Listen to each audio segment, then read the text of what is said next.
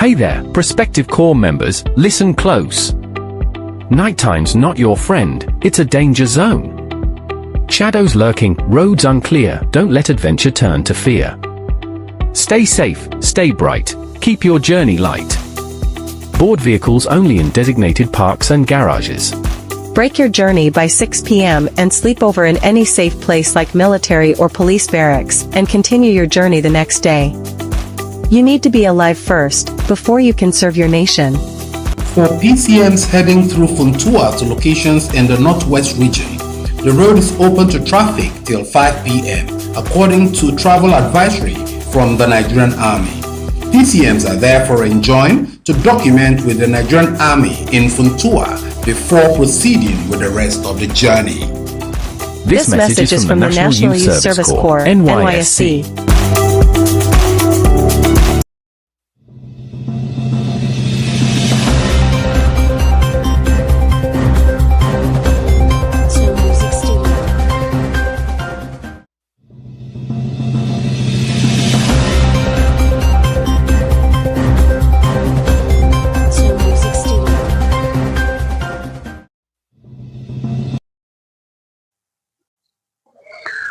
Good morning, Nigeria.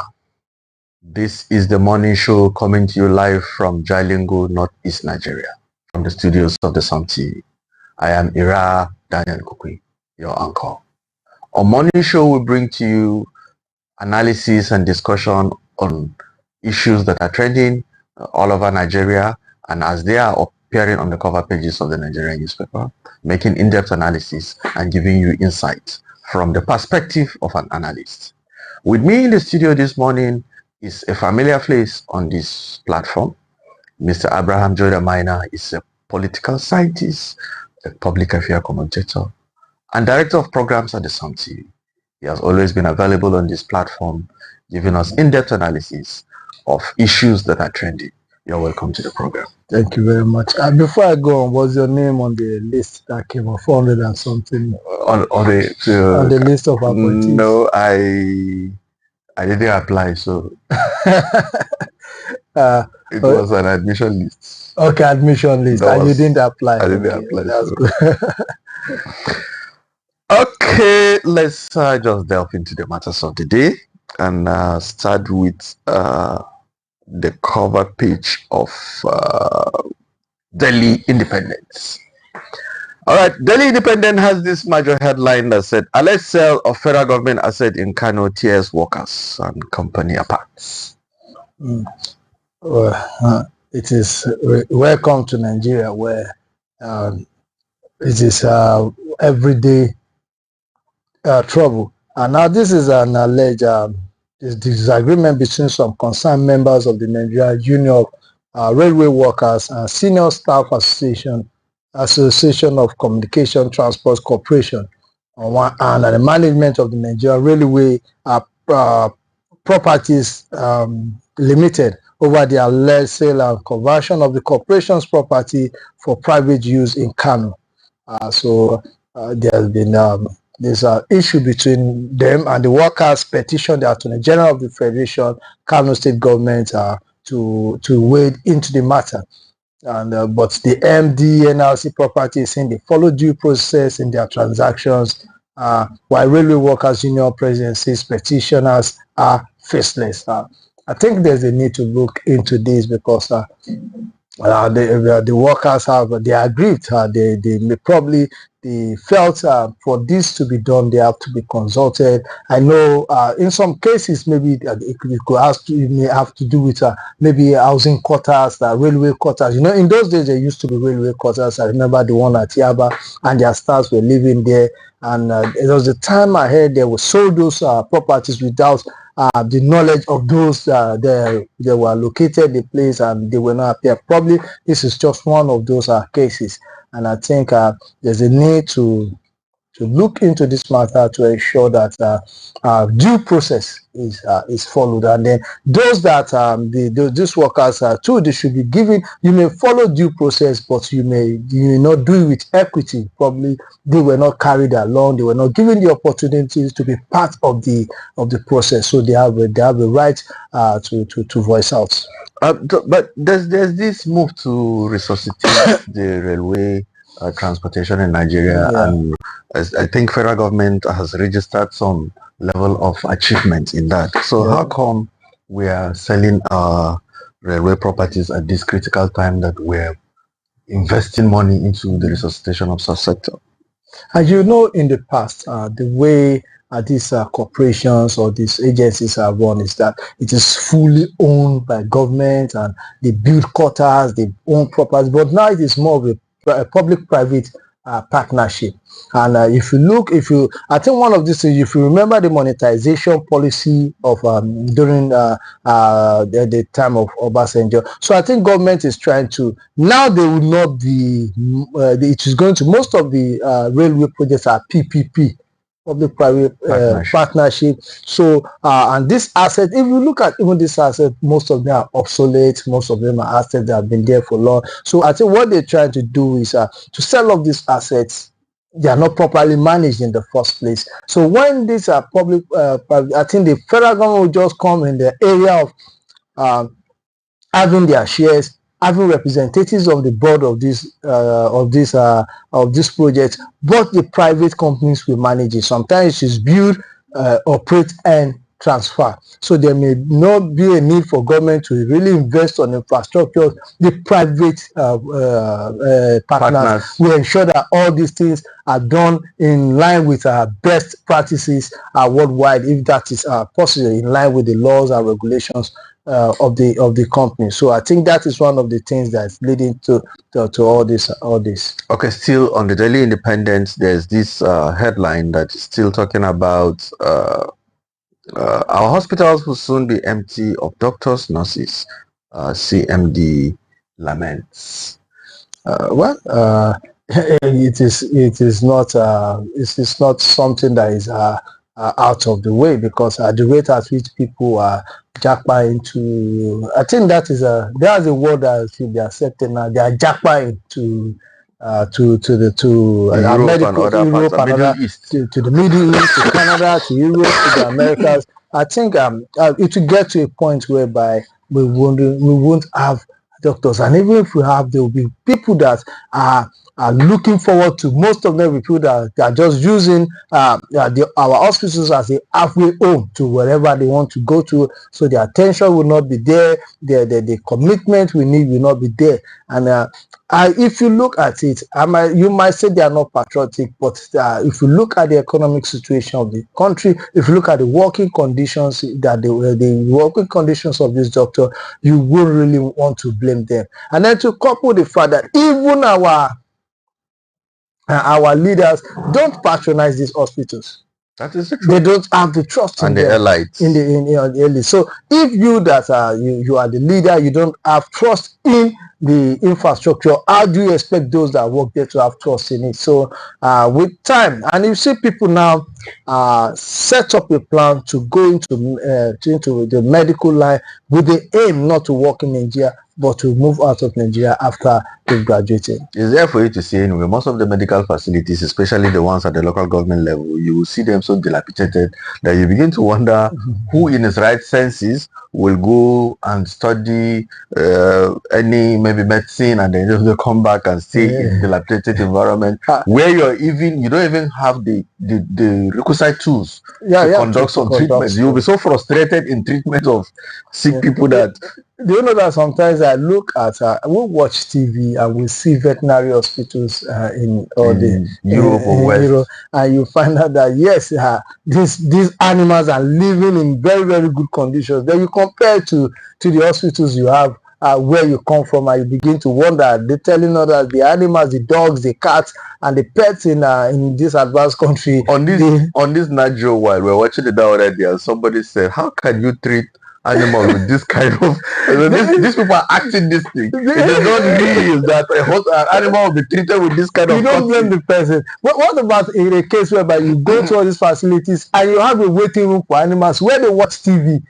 And we don't have those things in Nigeria. Where in our own case, you don't even have a waiting room. We all stay outside and you join a queue, or you take a tally number and you hang under trees and the rest of it. And may God help us, and may we help ourselves too. Yeah, we have to help ourselves before. Okay, there's this headline still on the Daily Independent. It says Tinubu steers economy in the right direction. This is a statement attributed to Atiku Bagudu. Tinubu steers economy direction to stay. To stay. Well, the thing is this: there is no. I don't think there's nobody in his right senses that will say his mother's soup is not sweet. You just go to the public and say the soup my mother cooked is not sweet. You will give. So Bagudu is the minister of economic plan, budget and economic planning. So what he's going to do is to bring out the positives from the policies and to give hope to the people. He's doing his job. That is what he's supposed to do. He's a minister. But the thing is that, well, the economy may be in the long term, if it is properly sustained, we are going to get positives from this thing. But I think the implementation didn't put into consideration a lot of things. I think the government rushed into it, took some very hard decisions, took some very some decisions that which in the long run found that they are hasty. They should have taken it, should have done it step by step. The decision should have been taken in a more gradual manner. But in the long run, Nigerians have suffered enough. So the Nigerians will expect that, okay, the pains we have felt now, at least in the long run, we should be able to see a stable naira. Until we see these things practically, all these stories won't make any sense to us. Definitely. We've had these stories before. We've had them. So many of former ministers have said this and have said that, and still Nigerians are suffering. I can tell you that from 1960 to date, I don't think if you bring all the newspapers, that you won't see somebody somewhere, government official, saying exactly what Bagudu is saying now. Okay, before we go to another newspaper, okay, let's take the story of Trump on that cover page before I attend to the picture on the cover page. Trump policies may weaken naira, worsen Nigeria's debt servicing costs. I think this is a credit to the chief executive officer of Nairametrics, Mr. Ugodre Obiuchukwu. He disclosed this while speaking on Nigeria's macroeconomic outlook for 2025 at a bi-monthly forum of the Finance Correspondent Association of Nigeria on Tuesday. And I think Nairametrics and they are a very, very credible media organization that have been putting together information concerning business and the economy. And he felt that the Trump's policies may weaken naira. And well, it is not far from what everybody is saying. But one thing I understand with the Trump government is that it's letting us know that now it is America first. So I think this is a message to all of us to know that it is Nigeria first. He has taken a stand to protect even against traditional friends like Canada. It's so strange to people that Trump will say Canada should be paying. Canada has been ally of America. They look like the same country. They act the same way. They're always in support of America. But he is looking at America and he said, no, Canada are more like our cousins or our stepbrothers or our immediate younger brother. But in this case, it is America first. And I think that's the kind of leaders we need in Nigeria that will say Nigeria first. The state government will say Taraba first, Kano first, Lagos first, and they work towards it and ensure that nothing. And the autonomous local government chairman will say yes, Karim Lamido first. I think that we need such leaders. They shouldn't just take it to the extreme, but we need such leaders. Okay, let's look at the picture on the cover page of the Delhi Independent, and there's this story on it. Tinubu meets Ogoni leaders, pledges to combat environmental degradation. You look at the picture of Fubara and Wiki. This picture is a picture of, does it have a political statement? Have they finally reconciled? No, the thing is, you don't need to reconcile for two of you to participate in issues that has to do with government. Fubara is the executive governor of Rivers State, and Ogoni is in Rivers State, and he came with the leaders of the Ogoni land, and also led Rivers State delegation to have a discussion on the cleaning up of the Ogoni land, and he must be there with the president. And from what I know, Fubara does not have any problem with the president. They have a good relationship, and he treats the president. Is Wike from Ogoniland? Wike is from River State. He is a stakeholder in River. It would be wrong for such. He's a former governor of River State. He participated in the former process, and this bringing them together is another way in which you try to bring. Could there be something more than meets the eye in this meeting? Could it be? I don't think there's any political issue that is bigger than the cleaning up of Ogoni land. That is one of the biggest issue in the Niger Delta. At least in this meeting, they will be able to shake hands. They might not able to banter words. The president might decide that this is not politics. Let us discuss, and he may decide to say, well, what can we do? And then you have the leaders from Ogoni and also some leaders from Rivers. This might be an opportunity to see how to bring them together. But I'm telling you, if these people are fighting each other politically, this one is undermining this one's effort.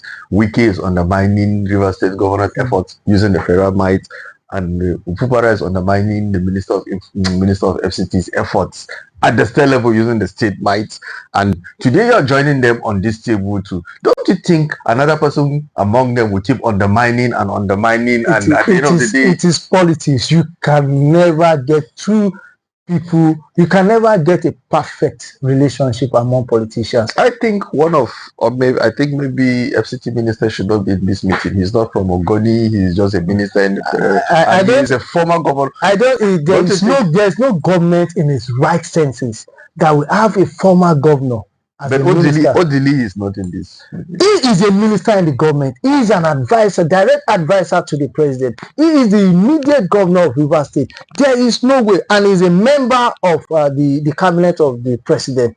He will be in the right position to give the president direct advice. Fubara is not a cabinet member of the president. Could it be that the president is just... There's nothing you do about Taraba. The president is just conveying his sentiments. I like this one so much that everything... I think it will not be wise of the president to have this meeting with us. It's just like Taraba State now. You have something to do with Mambila, the Mambila Plateau issue. Then the president will have a meeting with the governor of Taraba without the minister of regional planning. It wouldn't make any sense. This is someone that is in his cabinet. This is someone that has direct access to, and this is a project that the federal government wants to embark on.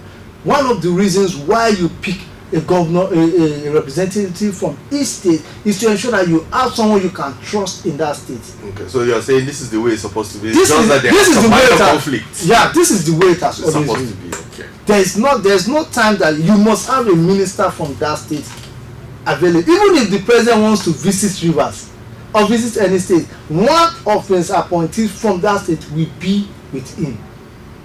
That is the way it is. This is just looking this way simply because there's rift. If the president was to come to Taraba State for Mambila Plateau issue, you will see the minister of state for. All right, viewers, if you're just joining us, this has been the morning show, and we've been discussing the trending issues that are on the cover pages of the Nigerian newspaper. And now we're moving to the story on the cover page of the New Telegraph. The New Telegraph has this major headline: census must hold this year. Senate tells federal government. Wants NPC's 2025 budget to target headcounts. Laments Nigeria still planning with 19-year-old figures. Do we actually need this census? Yes, it is for data capturing. These are things that we don't have and we think, well, we know what to do. When the time comes, you don't, for proper projection, you need to have updated data. Don't you think this is just a waste? We already have the estimates. You know, the problem we have is that we think development is those physical things, improper planning. But what I'm saying is data, hold on, improper planning. Yeah.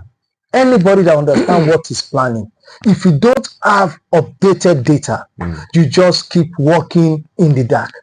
You're planning to build hospitals, you're planning to build roads, you're planning to do this, to do that, but you don't have the data that will help you meet the expectations. At the end of the day, you think, oh, this place is just 1 million. You build a facility that can take 1 million, but for not knowing that they've gotten to 3 million, there's a need for us to update the data. But the thing is that, is this, can we bear the cost? I think money has been released already. Sir. If money has been released during the last administration, what happens to the money? And we can't really move forward if we don't work with data. We might walk in the dark, you might decide, and you know, Africans just assume. We like to assume that there should be like 30 people here. No. Are we sure it's 30 people?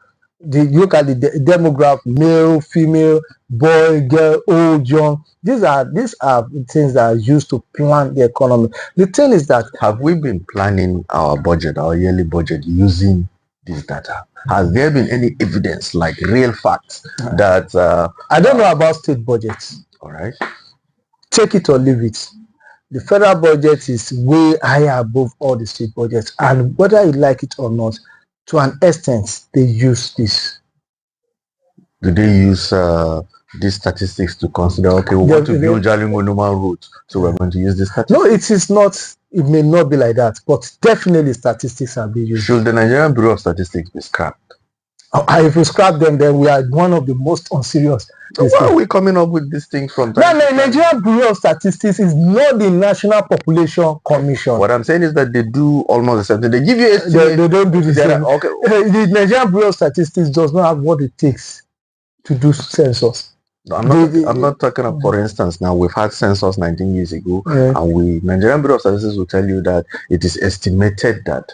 Now, some of those projections, even if they are not 100% correct, to a very large extent, they're a little bit. Let me ask you. Now, the Nigerian Bureau of Statistics is working based on the last 19-year-old census. So they take 1,000 people. They say, okay, Taraba in Jalingo, we have 1 million people. Used to be 1 million. 1 million so people. After 19 years, it should be 1.9. Now they take 1,000. Then use that 1,000 to do projections. But if the census is done, we'll be able to say, oh, Jalingo has moved to 2 million.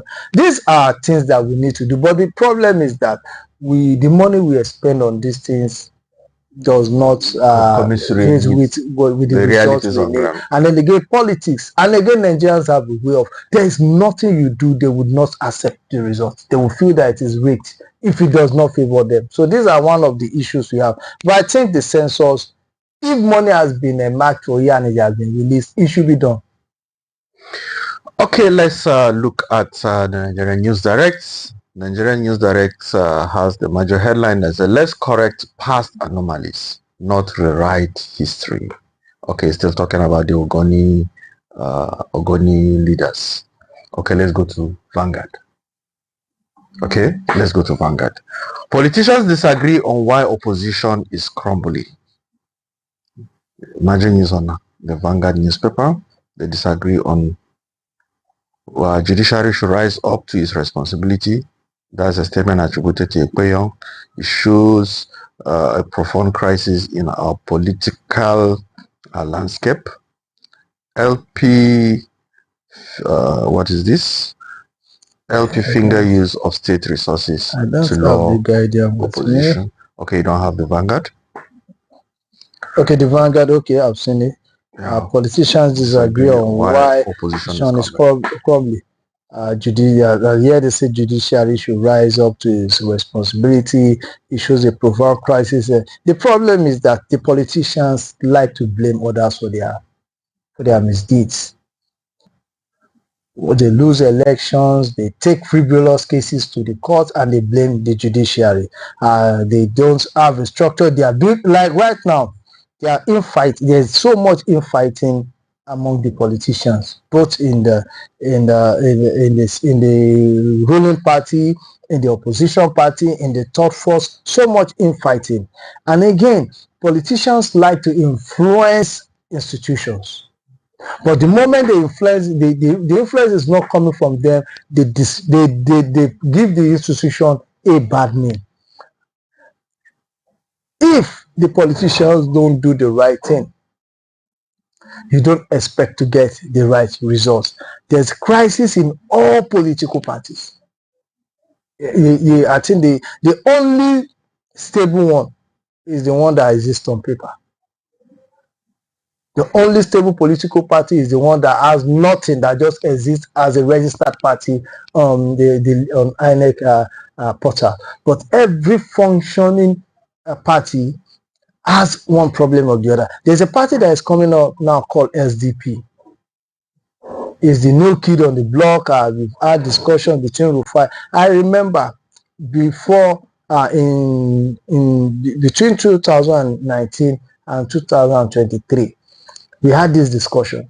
Obasanjo, this former minister of education, they all came together and said, this is the third force. They had meetings, they decided on SDP. But before election, they all went their own separate ways. Now they are back to the SDP, El-Rufai, they're having meetings, deciding. I'm telling you, before elections, they will fall apart and they will go their separate ways again. So the problem of the political space are the politicians. The problem of the judiciary are the politicians. The problem of INEC are the politicians. The problem of governance in Nigeria are the politicians. They are the problem of our democracy. And if our democracy is facing challenges, it is because the politicians have decided not to play by the rules. When you talk about, they say, principles in short supply, it is these politicians themselves that have no principle within within their parties, just within few people within the National Executive Council, within the Board of Trustees. You see so much acrimony, you see so much frivolous court cases. Though you mentioned it yesterday in your discussion on today's politics, how former Democrats are somehow becoming Republicans in Trump's those who supported Democrats some years back are now supporting Trump, who is a Republican. But in Nigeria, it is common for you to support PDP. After 2 years, you start supporting APC. You don't really care whether the policies and their manifestos are in line with what you supported 2 years ago. Spokesmen of PDP, flag bearers, are now spokesmen of APC president, and other factors like that. We look at it. Let me take us. Look at Fani Kaudi. He was spokesperson for the PDP. He switched to the APC. He became spokesperson. He switched back to the PDP. Became spokesperson. He came back to APC, part of the campaign. We have Daniel Bwala. Daniel Bwala was one of the spokesperson for Tinubu. Very before the primary. After the primary, when Tinubu picked Shetima, he switched to PDP. Became the spokesperson for Atiku. After election, he's now back to APC. So you just find out that, and it is not restricted to only one party. They all do it. So Woko said stomach interest responsible for defection to ruling party. Is it actually true? Maybe there's a way you get some remunerations or maybe some contracts or some benefits if you continue to stay in opposition. Hunger will kill you. Well, some people even join the opposition party because the ruling party will not serve. If you are in Taraba, you join the PDP. If you are in the APC, in Taraba, you may not get anything. You may not get anything, so you join. So it is not only joining the ruling party. And then sometimes you look at it, if you really want to pursue your political career, you can't be in a party that is having problems and remain there. If you are really a serious party, Look at Rivers State now. Can anybody that has any ambitions remain in the PDP? Is there any PDP in Rivers State? There is. There is PDP, but they are all, like someone said, Magnus Abi, we all did anti-party. They are all doing anti-party. So do you think any serious politician will remain there? He will step aside. And if there's a call for him to join a more stable party that will even give him better platform, he will join. Look at the Labour Party. Do you think anybody in his right senses that wants to become governor of a state will remain in the Labour Party? He will look for a stable. If you're in Taraba, you come to the PDP. If you're in a state that, if you're in Adama, you consider the PDP. If you're in a state like Lagos State, you consider the APC because they are more stable there. Do you think it is the hand of the ruling party in the light of the fact that it is only those viable opposition parties that have one problem, or the PDP and the Labour Party, who are supposed to be a very viable opposition to the APC? They have one problem or the other. Do you think these crises are instigated by the ruling government? Anybody, I repeat, party that comes out to say that the crisis in my party is instigated by another party, that party has no business running the country. If you say the members of your party are being used against you, rather than you saying that the members of a party don't have integrity, you are blaming the outsider, then you have a problem. The thing is, this is like a political war, not a war in the terms of this is a political war. The opponent will do everything possible to break your ranks. Now, it now boils down to the fact that, do you have credible people? Do you have a credible structure? Are you doing the right things? When you are the right people there? The thing is that they don't have credibility. If you're a credible party, nobody can come and break your ranks. Party is made up of people. The political party is made up of people. Okay, if you can't undo your internal crisis, and that means if they rule Nigeria, they will tell us the problem is Nigeria is because Ghana is interfering with us. America is interfering with us. It is a very shameful thing for you to agree that your national executive, your board of trustees, your chairman is being controlled by another party. Then how will you rule Nigeria? That means someone out there can just come and take over the country from you. It is a shameless talk when you begin to. And the thing is that you look at them. As shameless as it is, it is possible that it is like that. There is no party, as they are in their various states. They are doing the same thing to the other parties. States whereby you have the stronghold of the Labour Party, they are breaking the ranks of the opposition there. They are bringing in people from the opposition. And let me even tell you, those parties that don't even have any representatives, I'm telling you, when the primaries come, you see we just don't hear about it. A lot of court cases. It is not about, even if the opposition party does not, if the ruling party does not interfere, Nigerian politicians have a way of creating crisis out of it. The reason is that everybody is all about his personal interest. It's all about, then again you ask yourself, what is the composition of these parties? Most of them are people that have history of moving from one party to the other. So when you say that you've been part of this system, you've destroyed another party before, you are here, or you've been here before and you've left to another party. So all these are unfounded. They should be leaders. They shouldn't be giving us excuses. Is there any person, though you will find one or two, is there any person that has most politicians in Nigeria have defected before? Yes. Even those holding political office now, they've defected from one political party to the other. Apart from the fact that some form coalition and become that one, we can't say that one is a defection. It's not a defection. But is there any person in this country? There are so many politicians in this country that have defected from their political party before. So at the end of the day, if they become opposition, should we actually trust them as opposition? Because it's just a matter of some few years, they'll have to defect again to the ruling party. Should we be taking them serious? All this opposition, Tinubu is not doing well, Tinubu is not, maybe they're just talking about their own ambition, their own interest. so that if you don't maintain this stance, at the end of the day, you will lose your relevance. The thing is, I don't take politicians for their word, I take their actions. But I'm telling you, most of them speak not because they care for the country, they speak simply because their interest is not being protected.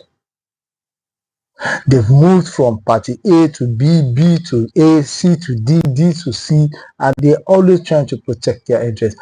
Some of the most vociferous critics of the past government, now they're in this government, singing his praise. Singing his praises. All right. Some that lost out in the last election are now condemning. So they are all the same. Okay, now these things we're discussing is coming on the light of this major headline still on the cover page of Vanguard.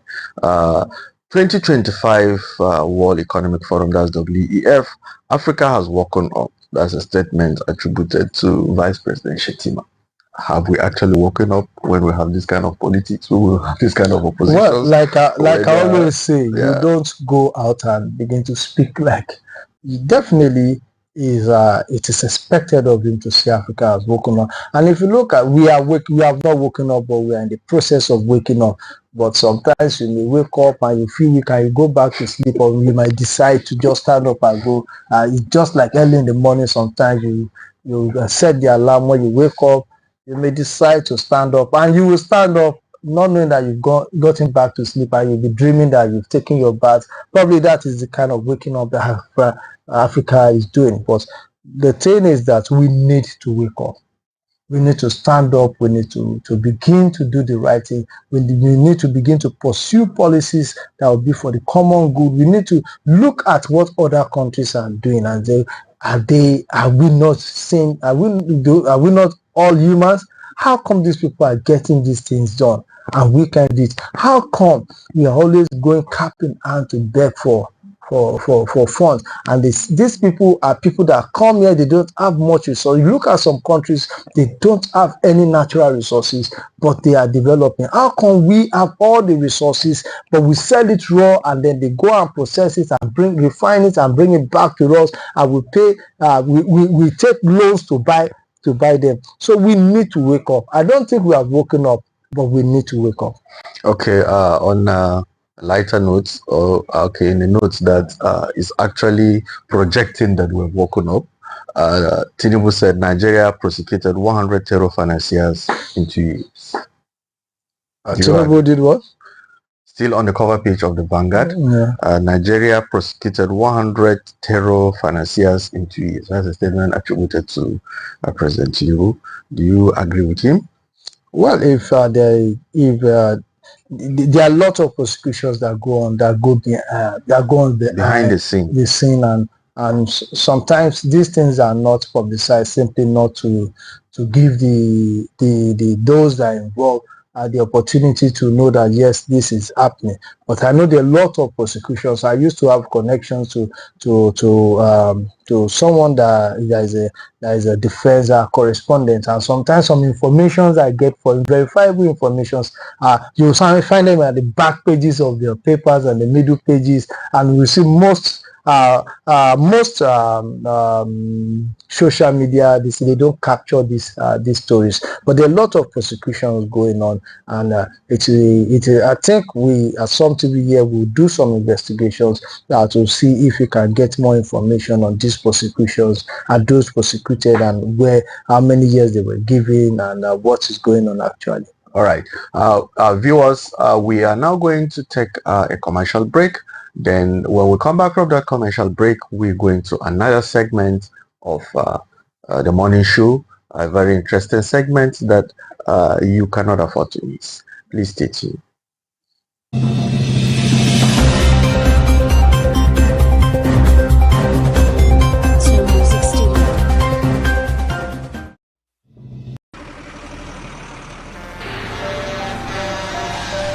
When a tanker bearing fuel falls or an underground pipe bearing fuel bursts, what do you do? Scooping fuel in your bucket or running far away from impending fire? You have a few seconds to take the wisest decision. Walk away? No, that is not enough. Shift? No, that is not enough. Stay there and gist and take shots with your phone? That is madness. Run. Yes, run away. Yes, your life depends on your action. The flames come suddenly, unexpected but uncontrollable. Why? Fuel is highly inflammable. Why?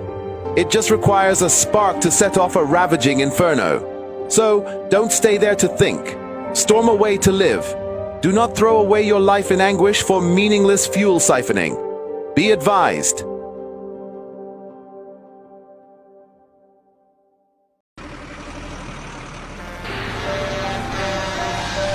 When a tanker bearing fuel falls or an underground pipe bearing fuel bursts, what do? Scooping fuel in your bucket or running far away from impending fire? You have a few seconds to take the wisest decision. Walk away? No, that is not enough. Shift? No, that is not enough. Stay there and gist and take shots with your phone? That is madness. Run. Yes, run away. Yes, your life depends on your action. The flames come suddenly, unexpected but uncontrollable. Why? Fuel is highly inflammable. Why? It just requires a spark to set off a ravaging inferno. So, don't stay there to think. Storm away to live. Do not throw away your life in anguish for meaningless fuel siphoning. Hey there, prospective Corps members, listen close. Nighttime's not your friend, it's a danger zone. Shadows lurking, roads unclear, don't let adventure turn to fear. Stay safe, stay bright, keep your journey light. Board vehicles only in designated parks and garages. Break your journey by 6 p.m. and sleep over in any safe place like military or police barracks and continue your journey the next day. You need to be alive first, before you can serve your nation. For PCMs heading through Funtua to locations in the Northwest region, the road is open to traffic till 5 p.m. according to travel advisory from the Nigerian Army. PCMs are therefore enjoined to document with the Nigerian Army in Funtua before proceeding with the rest of the journey. This message is from the National Youth Service Corps, NYSC. There's a cab service you can book right now in Jalingo. Sounds like a dream, right? No, it's reality. Let Supercab get you transported to anywhere you want to go in Jalingo, and let them also run your errands for you while you sit at the comfort of your home. And guess what? It is affordable, reliable and fast. They run a 24-hour service. You can click the link attached to this video to download the app, or you can also download the app on Play Store. I'm so excited for this, and I know you are too. Use Supercab today and be happy. Bye.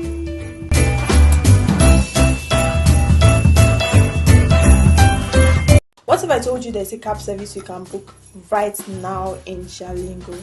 Sounds like a dream, right? No, it's reality. Let Supercab get you transported to anywhere you want to go in Jalingo, and let them also run your errands for you while you sit at the comfort of your home. And guess what? It is affordable, reliable and fast. They run a 24-hour service. You can click the link attached to this video to download the app, or you can also download the app on Play Store. I'm so excited for this, and I know you are too. Use Supercab today and be happy. Bye. Hey there, prospective Corps members, listen close. Nighttime's not your friend, it's a danger zone. Shadows lurking, roads unclear, don't let adventure turn to fear.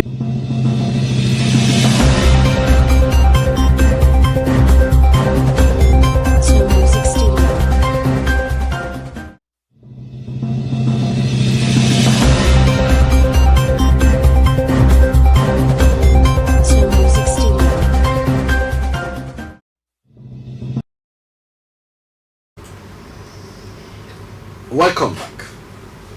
If you're just joining us, this has been the morning show, and we've been discussing trending issues that are on the cover pages of the Nigerian newspaper with an analyst here in the studio. On this segment, we are going to discuss issues that are trending in Jalingo. in Taraba State and the Northeast. And one of the things we're going to discuss this morning is a major issue that is occurring in Jalingo as we speak. Governor Kefas approves appointments of over 300 individuals as aides, a move towards inclusive governance. I think that was it's a list that has been out since last year, but there was no appointment, there was no portfolio attached to it. So it's one of the most anticipated lists ever in the history of Taraba State. But the portfolios have been attached, some names were conspicuously missing, while some names who unexpectedly were on the list. And I think if you look at that list, you have some big names on the list. Some of those are pointed at Albasu Kunini, Ahmed Jadua, Chiopusu Justin, Istifanos Bana, Abu Ardo, Imajo, Nelson Banka, Teres Joseph, Nelson Dimas, and Requency Muri, a known critic of the government. So it is a list of people who we also have the likes of Abila Balasa and the rest of them. So it is a list that has a lot of competent people on it. Like someone said here on today's podcast yesterday, that well, I think this is the time for the government to seem to its moving forward trend. So probably with this set of people, with some of them who would know that they are competent in whatever they do, they will be able to add speed to the moving trend, to the moving forward trend. Yeah, there is something that is so pronounced in these appointments. And one of those things is the appointment of the opposition governor. Kefas has been consistent in incorporating people from the opposition in Taraba State into his administration. Not really that they are leaving their membership of their political parties.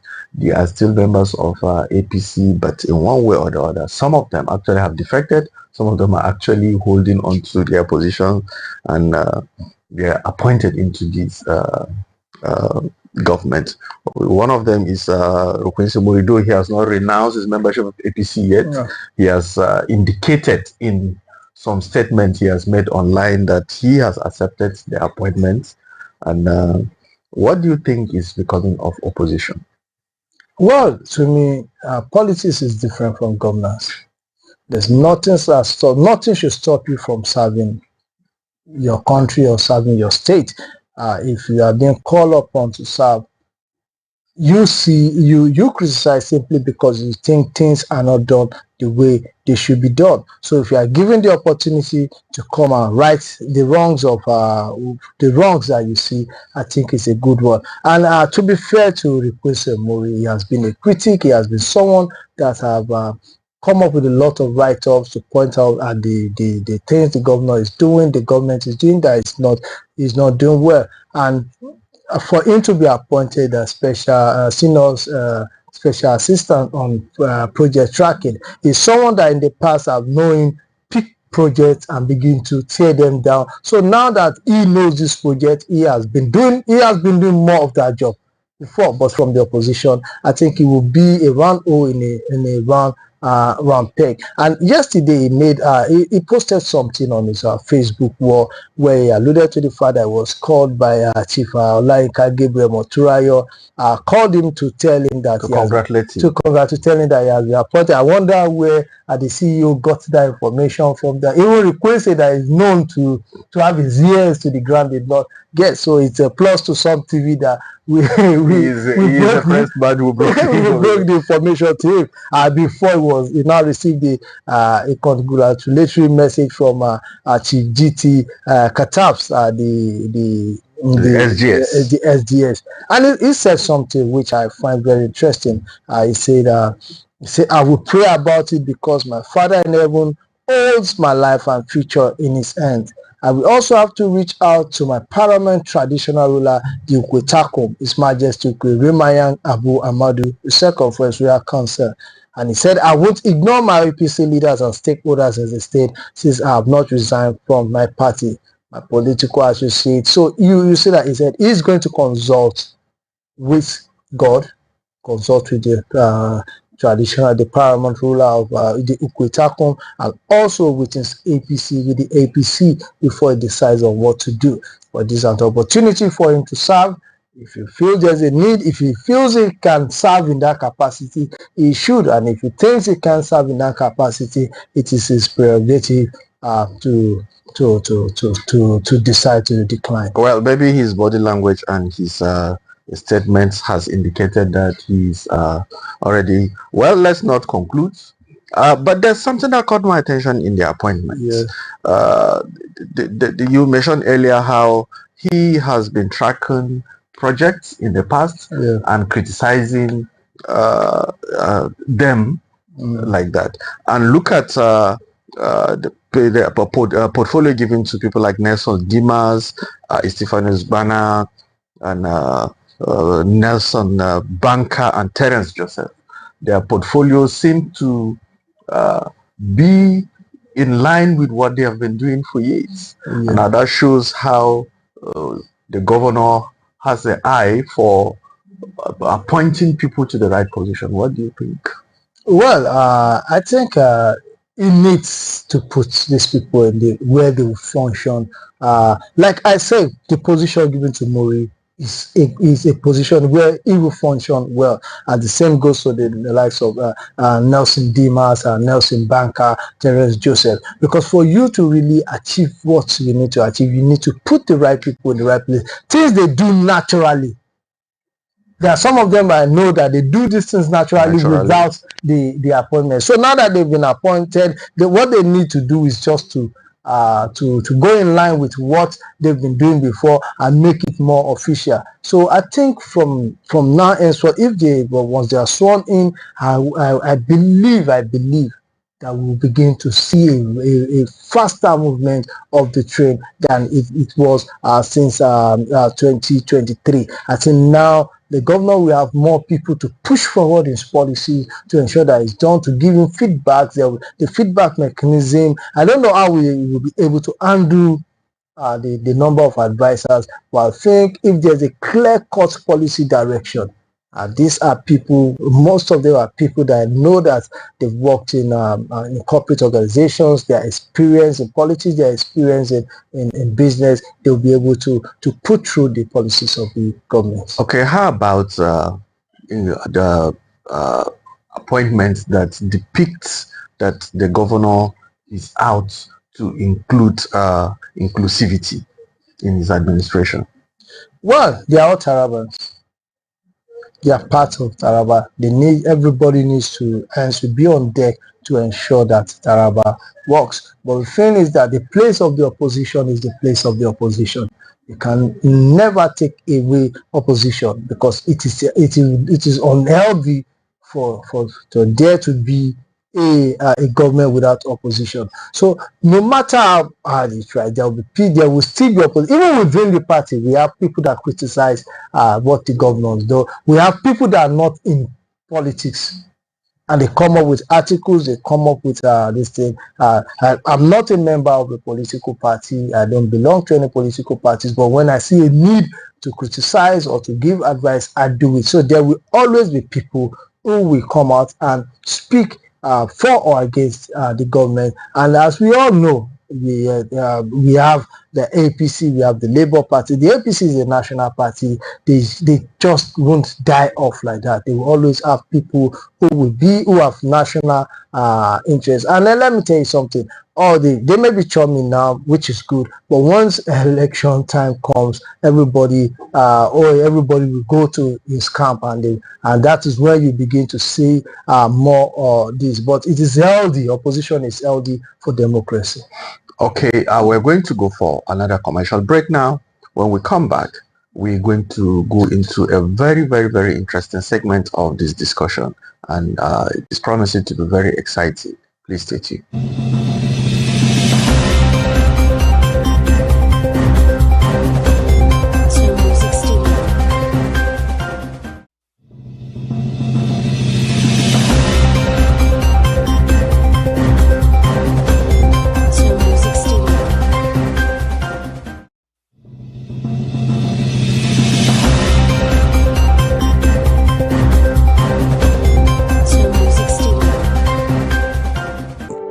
Be advised.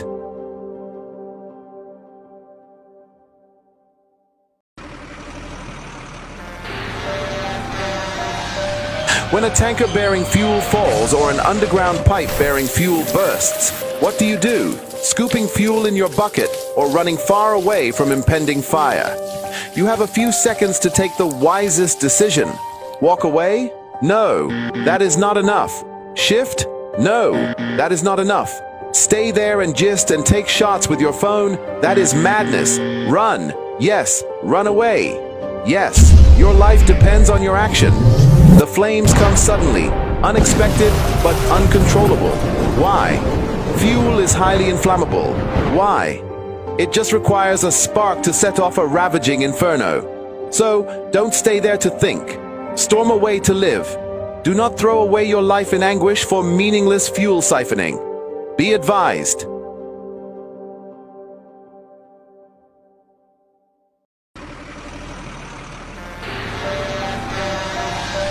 When a tanker bearing fuel falls or an underground pipe bearing fuel bursts, what do you do? Scooping fuel in your bucket or running far away from impending fire? You have a few seconds to take the wisest decision. Walk away? No, that is not enough.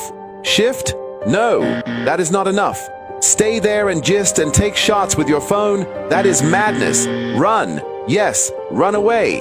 Yes, your life depends on your action. The flames come suddenly, unexpected but uncontrollable. Why? Fuel is highly inflammable. Why? It just requires a spark to set off a ravaging inferno. So, don't stay there to think. Storm away to live. Do not throw away your life in anguish for meaningless fuel siphoning. Be advised. Here. Stay safe, stay bright, keep your journey light. Board vehicles only in designated parks and garages. Break your journey by 6 p.m. and sleep over in any safe place like military or police barracks and continue your journey the next day. You need to be alive first, before you can serve your nation. For PCMs heading through Funtua to locations in the Northwest region, the road is open to traffic till 5 p.m. according to travel advisory from the Nigerian Army. PCMs are therefore enjoined to document with the Nigerian Army in Funtua before proceeding with the rest of the journey. This message is from the National Youth Service Corps, NYSC.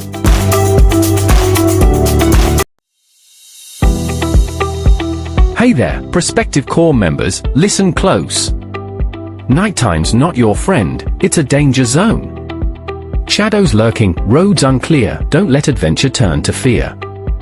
Stay safe, stay bright, keep your journey light. Board vehicles only in designated parks and garages.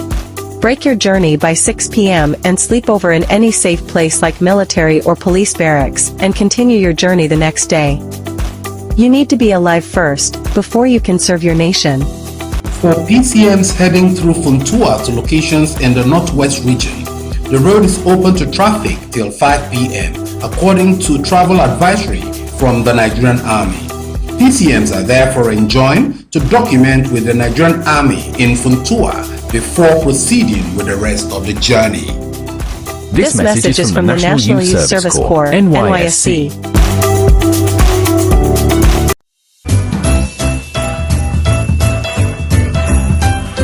What if I told you there's a cab service you can book right now in Jalingo?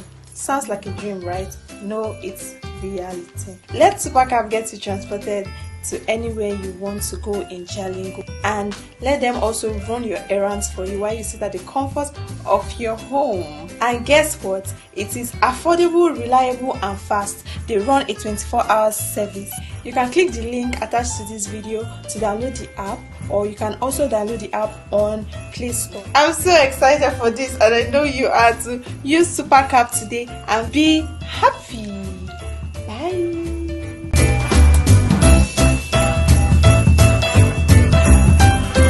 What if I told you there's a cab service you can book right now in Jalingo? Sounds like a dream, right? No, it's reality. Let Supercab get you transported to anywhere you want to go in Jalingo, and let them also run your errands for you while you sit at the comfort of your home. And guess what? It is affordable, reliable and fast. They run a 24-hour service.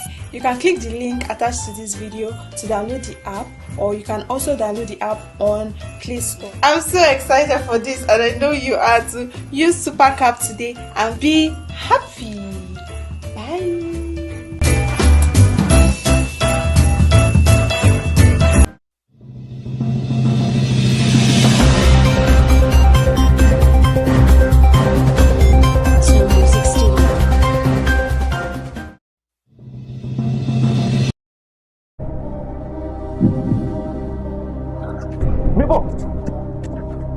Neighbor. New neighbor. Are you okay? Hi. Thank God. Neighbor, I meet you. What's happening now? I have a company board meeting by 7 a.m. and this is 7:45. Oh shit! Please. Neighbor, please. Can I join you so that you drop me at the company junction? I'm sorry, neighbor. I'm not going towards your way today. I'm heading to airport. My flight is 8 a.m. to Lagos, and as you can see, I'm running late. Damn! Oh! Now what you are not like with this Jalingo way they transfer me come? To say na Abuja where I been there before. 2 seconds. I don't book boat. They go carry me go where I want to go. Excuse me? Are you in any way trying to look down on my city? Have you not heard about SuperCap? SuperCap? Yes, SuperCap. I don't hear that one. SuperCap is the latest transport motoring service in Jalingo now. Their services are top-notch, very fast and reliable. I don't know. Now you know. And with SuperCap, you will have hassle-free rides with responsible drivers. And guess what? What? You can as well ride on budget with either keke or car. Wait, I think I have one of their flyer here. Let's have it. Let's have it. Now, call the number on the flyer to book your ride today. Understand? Thank you, Olivo.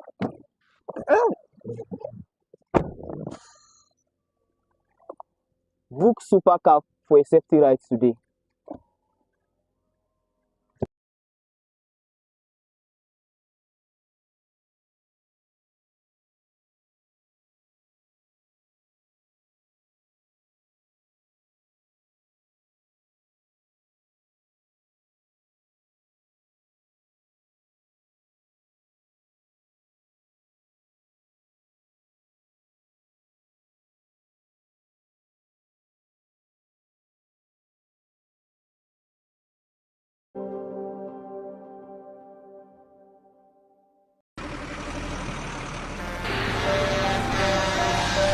When a tanker bearing fuel falls or an underground pipe bearing fuel bursts, what do?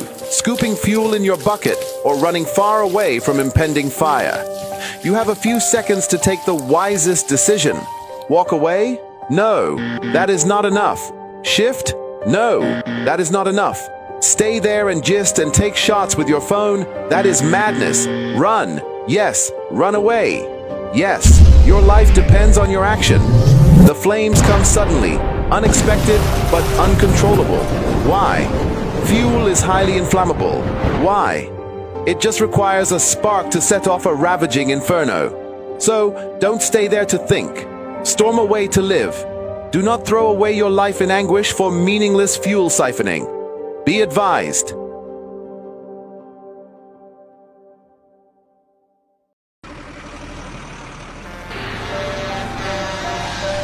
When a tanker bearing fuel falls or an underground pipe bearing fuel bursts, what do?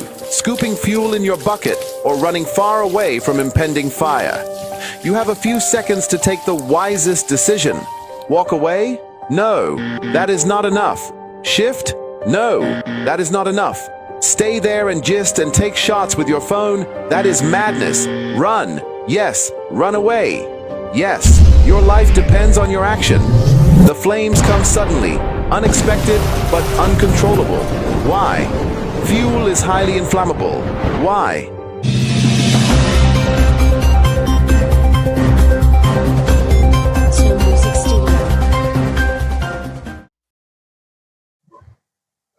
Welcome back. If you're just joining us, this has been the morning show, and we've been discussing, before we go for that break, we've been discussing the perspective of inclusivity in the appointments as was announced yesterday and signed by the secretary to SGS, the secretary Barrister Gibbon Timothy Katabs, and you were on it before we wait for that commercial break. Yes, to me, I think Tarabans expect a lot from this governor. And with this appointment, I think they will even expect more because the expectations of Tarabans at the beginning, it has not yet been met. We will not say he hasn't done well, but I think he needs to do more. So with this, now that he has a number of qualified people who are to advise him, who are members of board, we need to begin to see the oil of the machinery of government begins to move smoothly. There are some areas in the area of infrastructure, road infrastructure. Now we are in the dry season. There's a need for the government to look at the issues of roads that connects to farming environment. We have the dry season farming. We can use this period to ensure that yes, they will make up for the losses that happened due to climate change last year. So people are looking forward to a lot of issues. They will still even have now that we have a board of the Taraba State University, we want to see a resolution to the issue of the crisis in TSU, and the solution Tarabans will be expecting is not a temporary solution. We want to see a solution whereby it will be backed by law. Look at the law that set up TSU. If that law is no longer viable, go back to the state House of Assembly, talk to stakeholders, let everybody come with his idea. You come out with a new law and you begin to implement. And also, we talk about the area of in the area of health care. We need to see more being done in the area of healthcare. We need to upgrade some of our hospitals. We need to look at the issues of our competence and our professionalism in the hospital. So these are just the basic things. Then again, most importantly, water. This is the right time to that you actually know the water problems of Tarabans. So if you look at, and as it is now, there's acute shortage of water. We need to see the government come up with ways in which they can alleviate the sufferings of Tarabans when it comes to water supplies. There are a lot of things that Tarabans are expecting. Then we look at the area of investment also. There's a need. We know the governor have been going around looking for investors, but honestly, we have not seen the investors yet. We've not seen physical structures on ground to show that yes, these investors have come. We expect to see factories, we expect to see companies, we expect to see organizations coming up, setting up their factories here, and then ensure that the Tarabans are employed there. So these are just the basic things that Tarabans need from this governor, and I think the governor is capable, and he has people capable as around him to advise him, to help him actualize this. So basically what Tarabans need is just a faster movement of this train. Yeah, the report has it that the appointments, as we were discussing, is inclusive in nature, and mark a greater score for social cohesion.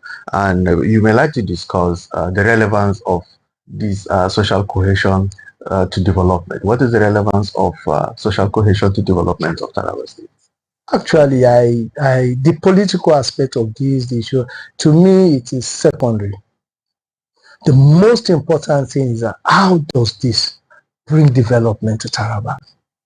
Once there's development in Taraba, nobody will care about someone from my place got this and that. What we need is not someone to get appointment. What we need is development. But the reason why we're looking at the list and looking for names that sounds like our names is simply because there's this belief that okay, if you have someone there, you have something. Or even if nothing comes to us, at least one of us is getting something. But the thing is that, what do I prefer? A road to Karin Lamido, or a governor from Karilamido. I prefer a road to Karilamido. I prefer water and electricity in Karilamido than just having a governor from Karilamido. Do I prefer fertilizer or a special advisor on this thing? I prefer fertilizers for the farmers than a special advisor on agriculture. So what we really need, what drives social cohesion more is good governance, not really appointment, not really getting someone from your village or getting someone. The most important thing is good governance. Once the people see that this leader is carrying them along in the area of good governance, they will speak up. They say, yes, we don't have an advisor in the government, but we have a road. We don't have a commissioner in the government, but we have electricity. These things, to me, are more important. This is what you should begin to focus on. We might have all the appointments. Look at northern Nigeria. We've had the best of appointments, but we have nothing to show for it. And that is why even now socially there's problem in this thing, because what it created was eventually creating inequality of those that have made money through government and the masses that are suffering through the incompetence of those people. Okay, there is this report about how the appointment too has brought in people who are actually greenhorns, people who have no experience on those responsibilities, on those portfolios, and they have been assigned to those portfolios. Do you think though the position of the government may be that they want to bring in people with fresh ideas, but do you think this is good for the government at this stage in time, when you introduce people who are greenhorns, who have no experience and who have not done the job before? Do you think it is actually going to help it achieve its goals? I've seen professors of 30, 40 years become VC and they run down the school in a few months. People who have been all their life, they have been in the academics and they run down the school in a few months. We've seen people who have been civil servants all their life retire and they have been given position as commissioners and they run down the civil service. So sometimes experience, what we need is good experience, not just experience. And sometimes you have people that have not had opportunity to serve, but they have what it is. They have this leadership skills in them. That's what they just need to do, is to enhance the experience of people. That definitely is not going to be a one-man show. The likes of Mark Zuckerberg, Elon Musk didn't have any experience before they started the billion-dollar companies. They're learning on the job. They were innovative on the job. So who will work well will work well. But who wouldn't do anything will not do anything, even if he has all the experience in the world. We need fresh ideas. We need people that will come and change the way things are done, but at the same time, you can't throw away experience.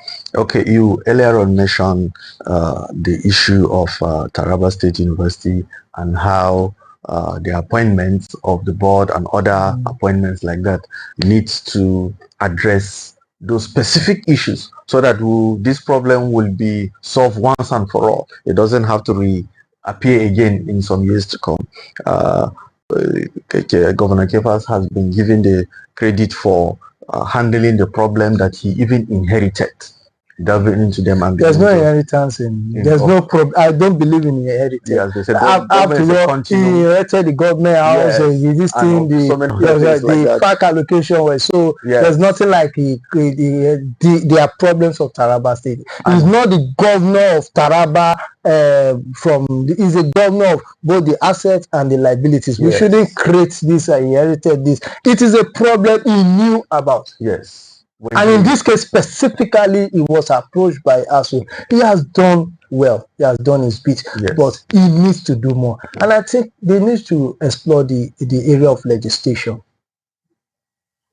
in solving this problem. There should be legislation. There should be a law on ground that will ensure that these things work seamlessly. It shouldn't be just promises made by mouth, things that are not backed by law. You can make a promise, write it, and we sign, but it's not backed by law. Let there be the legislations to ensure that these things don't need negotiations any law. It is the law, and it is being followed. The issue of funding, let us follow the law. If what is in the law that created TSU is no longer viable, go back to the state assembly and pass a new law.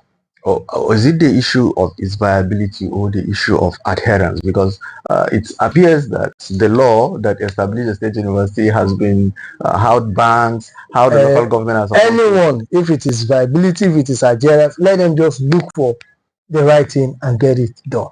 Okay, so I wanted to us to look at the perspective where I was trying to use the issue of TSU as a background, where you mentioned that there is a need for them to pursue that to the latter to see that it doesn't reoccur again. So what are other aspects of the society that you think the government should use the advantage of disappointment to solve the problem? You mentioned agriculture, you mentioned education, and other. How about security and other factors like that? In specifics, do you think there are? If you tell me to rate the government, I think he has performed best in the area of security, followed by maybe education. So in the area of security, they just need to sustain the tempo, ensure that they are way ahead of the crime and criminalities, more collaboration between the government and the destiny. And I pray that the issue of state police should come so that we have a legal framework to back up the local security arrangements. Okay, viewers, we go for a short break. When we come back, we go to another segment. Please stay tuned.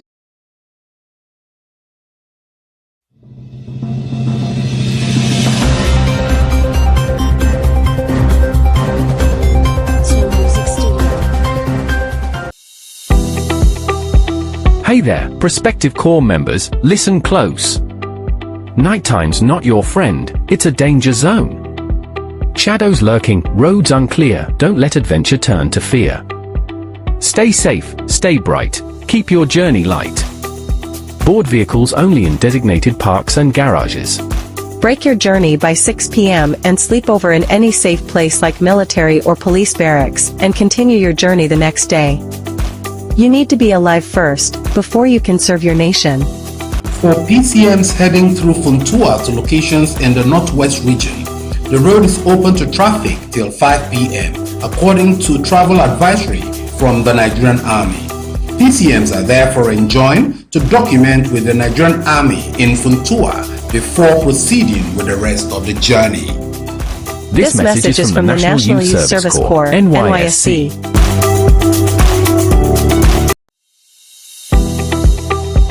Hey there, prospective corps members, listen close. Nighttime's not your friend, it's a danger zone. Shadows lurking, roads unclear, don't let adventure turn to fear. Stay safe, stay bright, keep your journey light. Board vehicles only in designated parks and garages. Break your journey by 6 p.m. and sleep over in any safe place like military or police barracks, and continue your journey the next day. You need to be alive first, before you can serve your nation. For PCMs heading through Funtua to locations in the Northwest region, the road is open to traffic till 5 p.m. according to travel advisory from the Nigerian Army. PCMs are therefore enjoined to document with the Nigerian Army in Funtua before proceeding with the rest of the journey. This message is from the National Youth Service Corps, NYSC. It just requires a spark to set off a ravaging inferno. So, don't stay there to think. Storm away to live. Do not throw away your life in anguish for meaningless fuel siphoning. Be advised.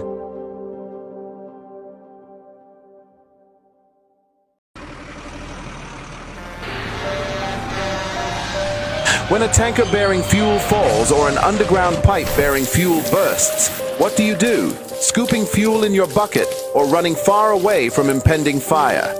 You have a few seconds to take the wisest decision. Walk away? No, that is not enough. Shift? No, that is not enough. Stay there and gist and take shots with your phone? That is madness. Run. Yes, run away. Yes, your life depends on your action. The flames come suddenly, unexpected but uncontrollable. Why? Fuel is highly inflammable. Why? It just requires a spark to set off a ravaging inferno. So, don't stay there to think. Storm away to live. Do not throw away your life in anguish for meaningless fuel siphoning. Be advised.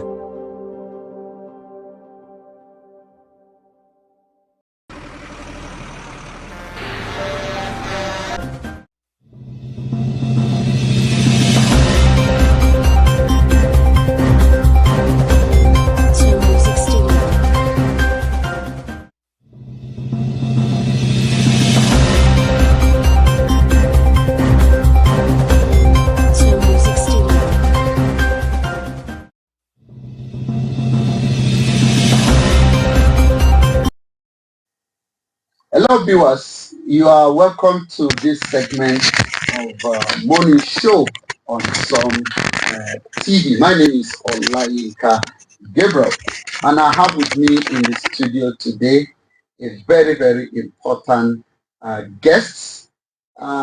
He is Right Comrade, Right Comrade Silvanus Acha. Right Comrade Silvanus Acha is the state chairman of the Association of Private School Owner of Nigeria, Taraba State chapter. Welcome to SUMTV. Let's take a brief commercial break. When we come back, we will delve into the issues. Please don't go away.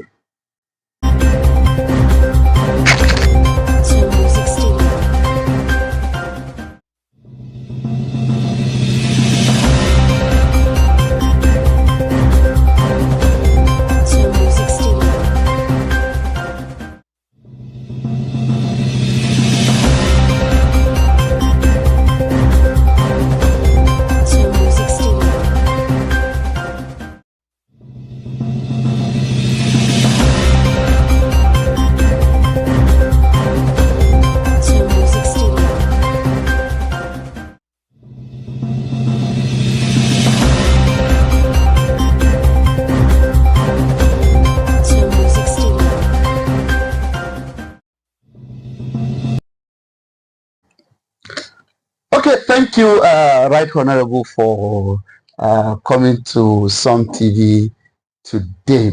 Now, I want you to first of all tell us about this association. What is this association all about? Okay. The association is abbreviated APSN. APSN is the Association of Private School Owners of Nigeria. But this is Taraba State chapter. We have the national executive, we have the Northeast executive, we have the local government executive as well as the state executive. So this is the state chapter of the Association of Private School Owners of Nigeria in Taraba State. Then as you know, we emerged as the state executive in a recent time, about 8 months ago. Election was conducted and we victoriously emerged as the state executive. So the association is aimed at bringing unity among private school owners in Nigeria so that they can achieve the educational policy of the government of the Federal Republic of Nigeria, and as well as the educational policy of the states governments in Nigeria. So here we are today in Taraba State as an association to also ensure that that particular policies and of the state government and of the government of the country is being achieved through this particular association, and as well to create a bond of unity to work in line with the national educational research development curriculum of their country. Okay, since your leadership came into board, we've been hearing a lot of things. In fact, some people in Taraba State, I'm sure will even say they never know that such an association exists. But since you came into power, we've been seeing a lot of activity. Can you tell us about some of those activities? Okay.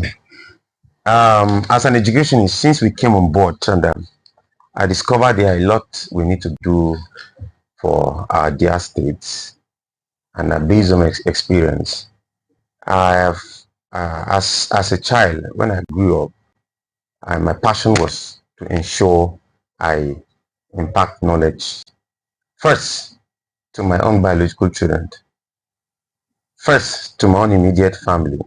Then the passion grows and extends to the community, extend down to the state.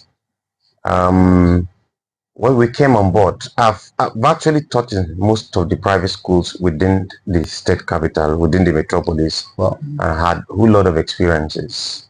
So I ventured into establishing a school. Then we went for meeting there. I was elected as the union leader for private school owners in Taraba State. The association for quite some time has witnessed a little bit setback because we had people that we are not strategically positioned to ensure this thing work the way it is. But when we come on board, we have to put our heads together. We have to call for unity. We have to take action to ensure all hands are on deck. What triggered this most was the free education policy of His Excellency, who happens to come on board, that has virtually affected from the apex down to the grassroots. And in the private schools, we also witnessed a little setback of pupils and students coming into the secondary primary school for admissions into school. The population of enrollment drastically dropped. That means most of them went to the public school because of the free education. Yes, but we have to ensure that we also bridge the gap to make sure that that educational policy worked and succeeds smoothly. Because as it is now, we are trying to ensure that we put strategy in place to work swiftly with the government so that we will not be muchly affected, and the government will also work hand in hand with us to ensure that particular policy is being achieved. So that is why. So how do you think the government, seeing that the free education policy is a good policy, it has increased enrollment, particularly it has reduced the number of out-of-school children. What do you think the government need to do in order to support private school owners in Taraba State? First of all, before we talk about what the government need to do, we need to know what are the things that are put in place by the private school owners in Taraba State. Do they have a very cordial relationship with the state government? Do they pay their taxes? Do they do renewals and remittance? Are there problems that are arising between the private schools and the public schools? These are key things that when we came on board, we have to look at it and harmonize it. Before I go into that, the first thing we need to do was to establish strong bilateral relationship with the state government. We were able to meet with the head of service, and we sat in his office and his team. We brought the team of my escorts. We went and explained a courtesy visit, and they were overwhelmed that a private school owners can come to the state government and seek for partnership with the state civil service. We didn't just stop there. We went to Taraba State University and meet with the Vice Chancellor and the management of the Taraba State University, where we had discussion to establish firm bilateral relationship between the tertiary private-owned institutions in Taraba State and the private school owners. We discussed with the management, and they were also overwhelmed that the visit is first of its kind, that private school owners could come to university to pay a courtesy visit and appreciate the university management for what they are doing and seek for partnership. What nature of partnership are you seeking for? Good.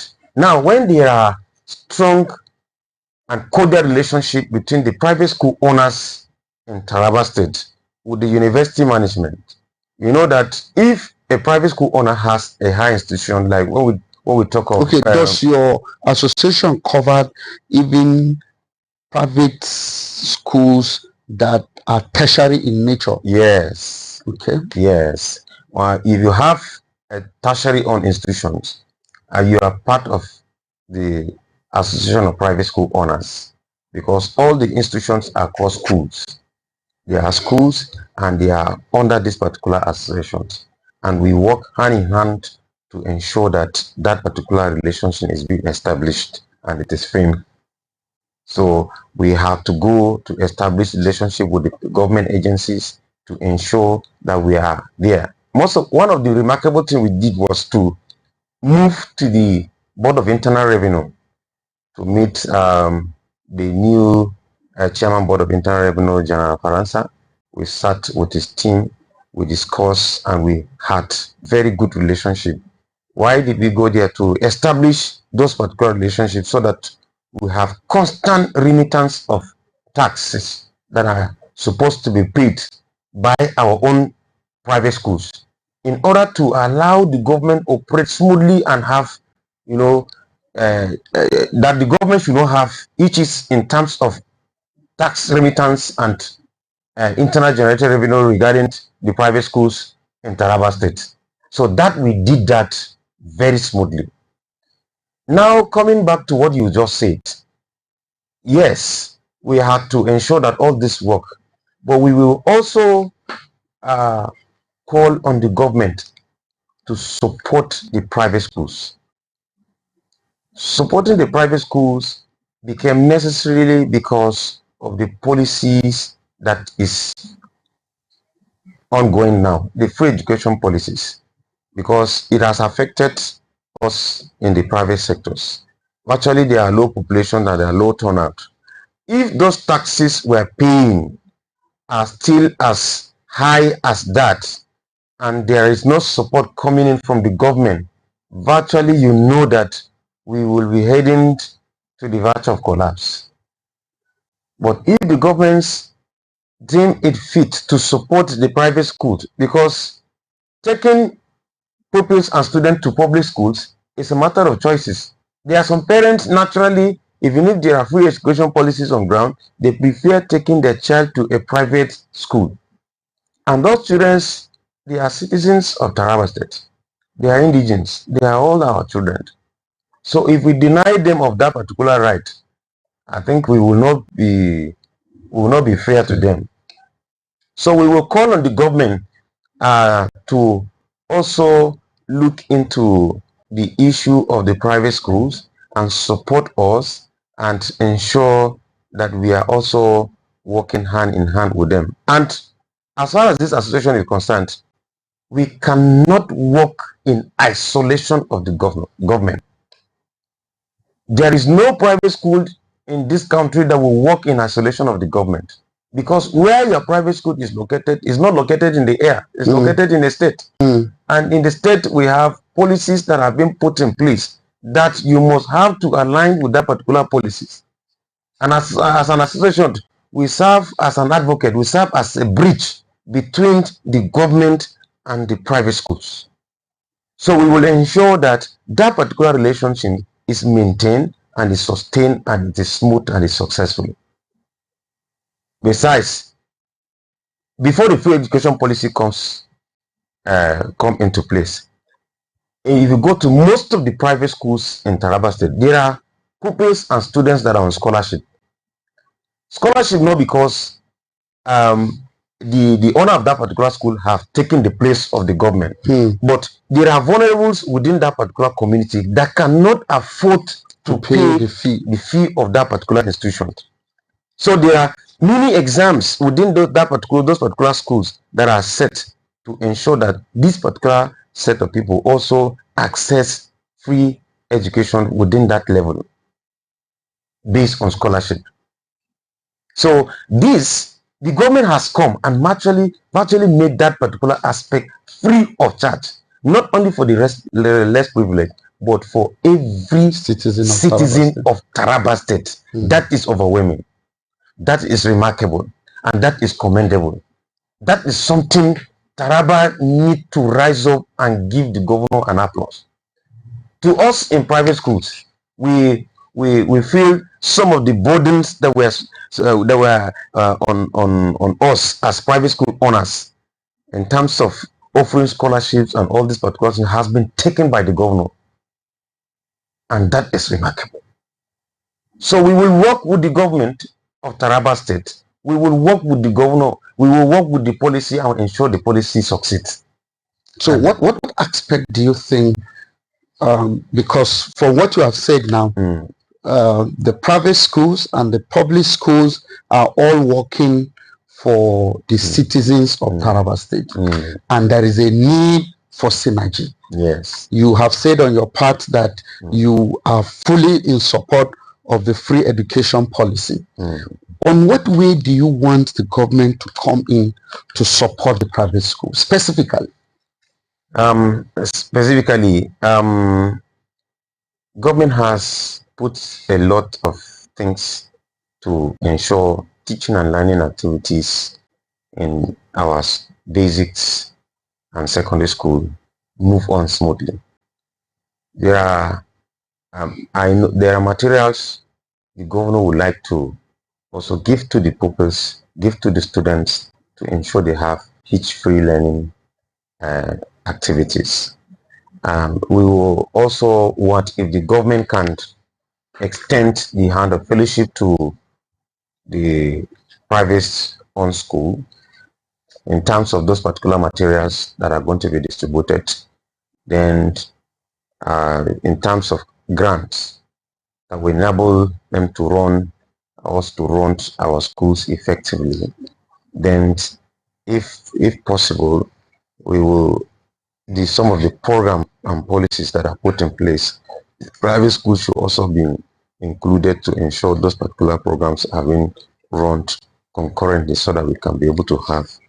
Okay, there are three things that we've heard people say about this aspect of support too.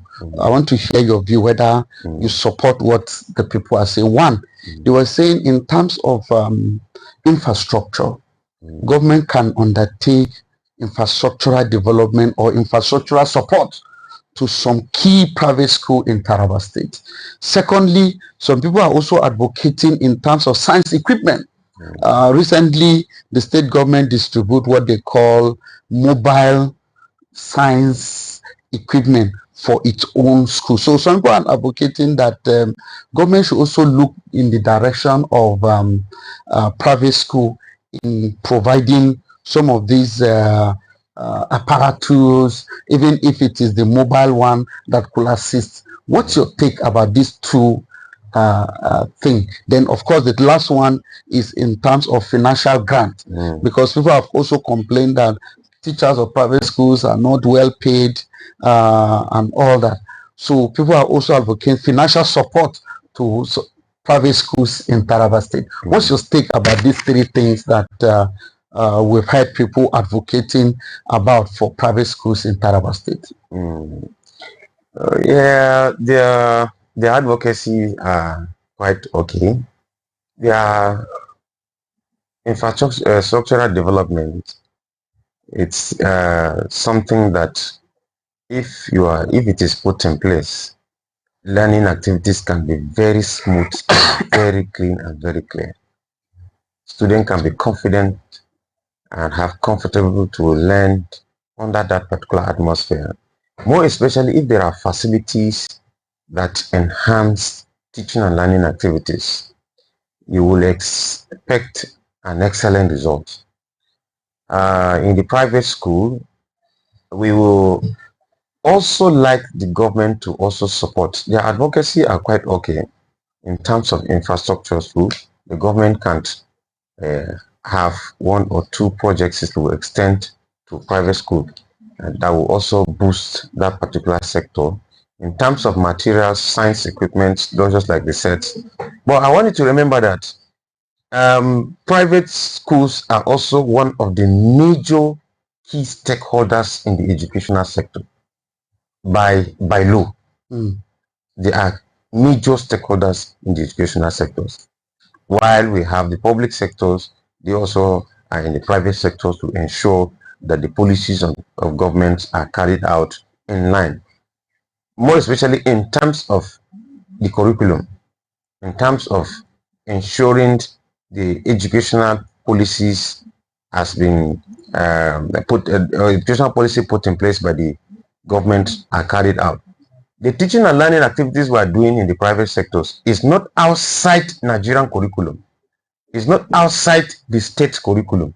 It is followed strictly based on that particular line. There are no schools in Nigeria, if I'm not making mistakes, that teaches outside Nigeria curriculum.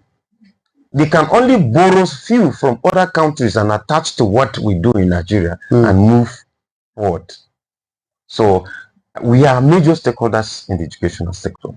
And if the government has any developmental activities you want to do within the public sector, we also plead that as stakeholders, you should also look into the private sector so that we can carry out these particular things smoothly and the way it is supposed to be. Also, we notice that at the public school, government pay exam fees for students, both at the junior WAEC, what we call BASE, at WAEC, NECO. What happens in the private school under this free education? Does government pay for private schools also these exams? No, I don't think government will have to pay in for private schools at this one. I mean, the candidates. Government, government only pay in for public schools. But do you that think are government it's something that private school can advocate for? Yes, we can only bring it as an idea and also influence the government to look into the private schools in terms of paying their Y2 and their NICO and all exams fee, like the BASE, like the MOG, the NICO. Also, we have to also influence, but that depends. Just like I said, it depends on how well the private schools are able to coordinate and work with the government. If there are issues that are arising within the private schools and the government, definitely the government will be looking at it with one-sided essence. But now that in Taraba State, we have very firm relationships with the government of Taraba State, definitely it is not going to be something that the government would think twice. It will know that these particular sectors are working tirelessly to ensure that those policies are being maintained and they are put in place. Definitely, the government have to look into that particular section 2 and see if there are pupils that there are students that are writing WAEC, NICO, MOC, and the basic exams that need to also be paid so that they will write the exam under free education policy. But I want to tell you that in the public sector now, they are having overwhelming populations. Not only the indigenes of Tarabas that are coming to access free education, the other indigenes are coming from other neighboring states to come and parasite and pay into this particular thing. Then our own who are still in the private schools, we also want that the government to also look into their case. And okay, looking at our time is up. What's your final word and final message, both to your members, to the general public, and also to government? First of all, I want to call on my members, all private school owners in Taraba State. It's a call for unity. It's a call for support.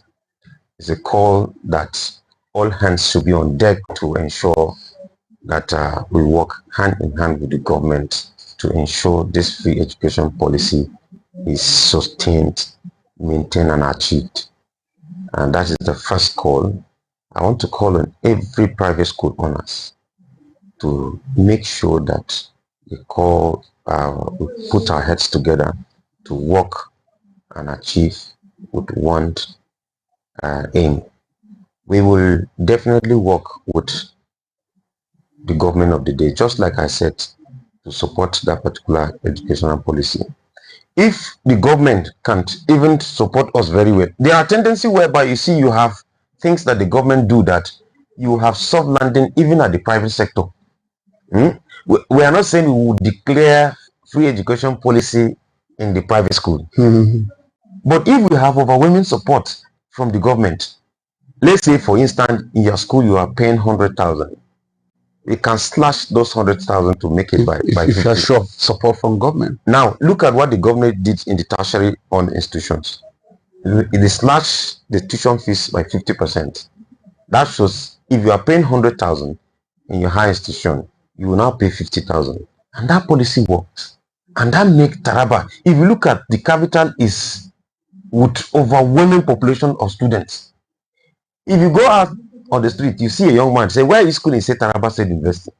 Why are you schooling Taraba State University? Why are you schooling Polytechnic, College of Agri? Go and see the population in College of Agri now. See the development that is going in College of Agriculture, courtesy His Excellency Dr. Abukepa's administration, carrying out those particular projects. Solar lights everywhere.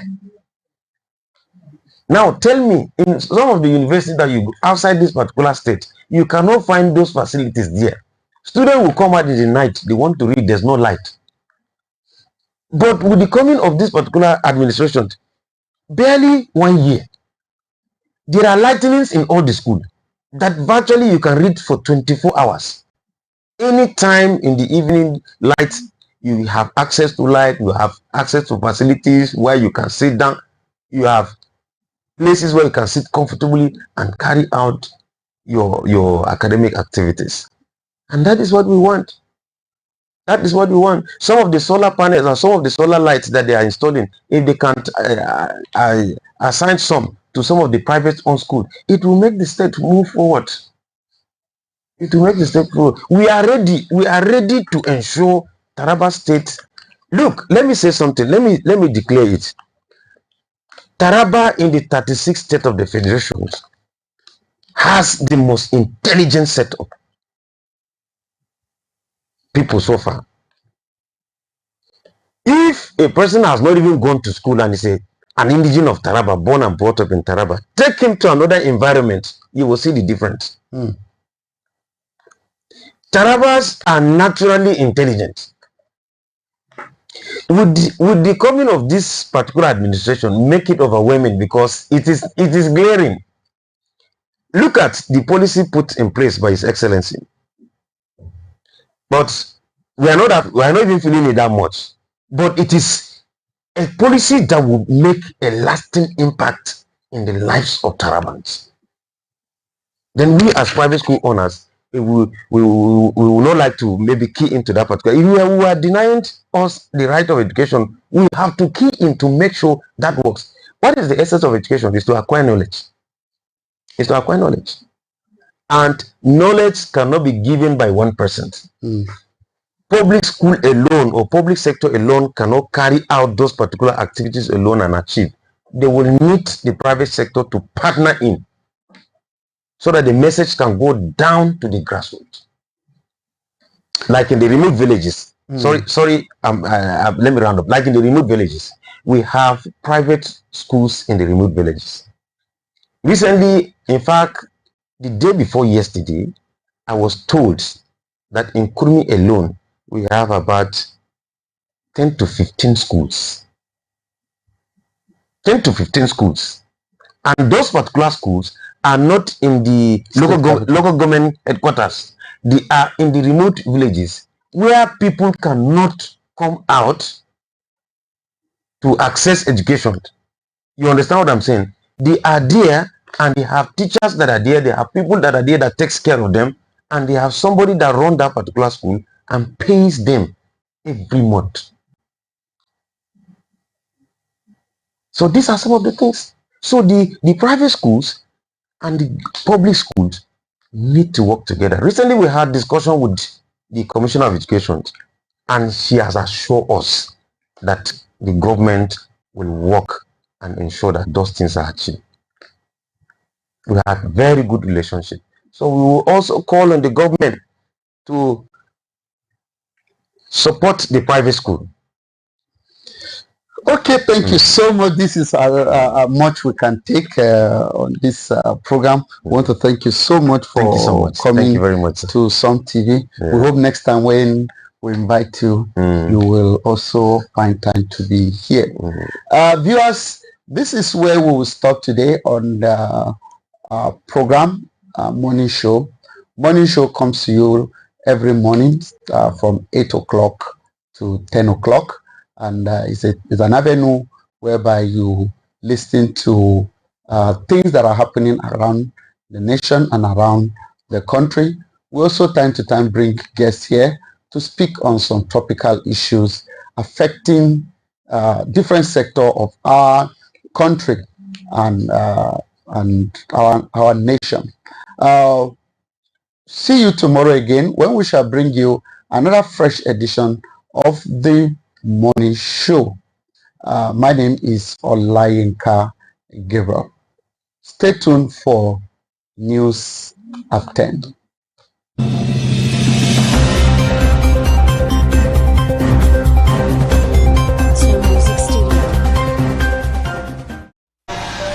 When a tanker bearing fuel falls or an underground pipe bearing fuel bursts, what do? Scooping fuel in your bucket or running far away from impending fire? You have a few seconds to take the wisest decision. Walk away? No, that is not enough. Shift? No, that is not enough. Stay there and gist and take shots with your phone? That is madness. Run. Yes, run away. Yes, your life depends on your action. The flames come suddenly, unexpected but uncontrollable. Why? Fuel is highly inflammable. Why? It just requires a spark to set off a ravaging inferno. So, don't stay there to think. Storm away to live. Do not throw away your life in anguish for meaningless fuel siphoning. Be advised.